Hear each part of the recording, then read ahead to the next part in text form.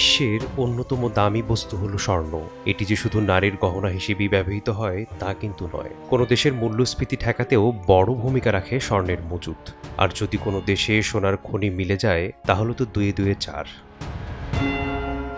তাই তো সৌদি আরব, যুক্তরাষ্ট্র, চীন সহ অনেক দেশই প্রতিনিয়ত গবেষণা চালায় স্বর্ণের খোঁজে। এর অংশ হিসেবে সম্প্রতি বিশাল এক খনির সন্ধান মিলেছে চীনে। দেশটির হুনান প্রদেশের ওই খনিতে প্রায় 1000 মেট্রিক টন সোনা মজুত রয়েছে বলে ধারণা করছেন গবেষকরা, যা দক্ষিণ আফ্রিকার সাউথ টিপ খনির রেকর্ডও ছাপিয়ে যেতে পারে। ওই খনিতে মিলেছিল 930 মেট্রিক টন মজুত থাকা সোনার আর্থিক মূল্য হতে পারে প্রায় $83 বিলিয়ন, যা বাংলাদেশি মুদ্রায় প্রায় 10 লাখ কোটি টাকা।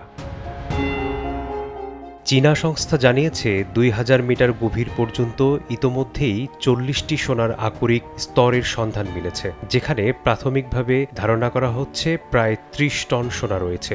তবে আরও গভীরে প্রায় 3000 মিটার নিচে আরও বড় ভাণ্ডারের ইঙ্গিত দিচ্ছে ত্রিমাত্রিক ভূতাত্ত্বিক জরিপ। এমনকি আশপাশের এলাকাতেও সোনার উপস্থিতি টের পেয়েছেন গবেষকরা। আগে থেকেই স্বর্ণের বৈশ্বিক বাজারে চীনের বেশ আধিপত্য রয়েছে। 2024 সালের শুরুর দিকে তথ্যানুযায়ী দেশটিতে 2000 টনেরও বেশি স্বর্ণ মজুদ আছে।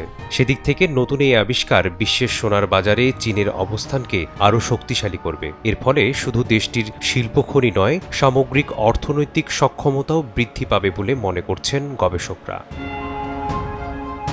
চীন, দক্ষিণ আফ্রিকা ছাড়াও বিশ্বের শীর্ষ দেশের অন্য খনিগুলোর মধ্যে রয়েছে ইন্দোনেশিয়ার গ্রাসবার্গ, রাশিয়ার অলিম্পিয়াদা, পাপুয়া নিউগিনির লিহির, চিলির নর্তে আবিয়ের্তো, যুক্তরাষ্ট্রের কার্লিন ট্রেন্ট ও কর্তেজ, অস্ট্রেলিয়ার বোডিংটন, দক্ষিণ আফ্রিকার অ্যাম্পোনেং এবং ডোমিনিকান প্রজাতন্ত্রের পুয়েবলো ভিয়েজো।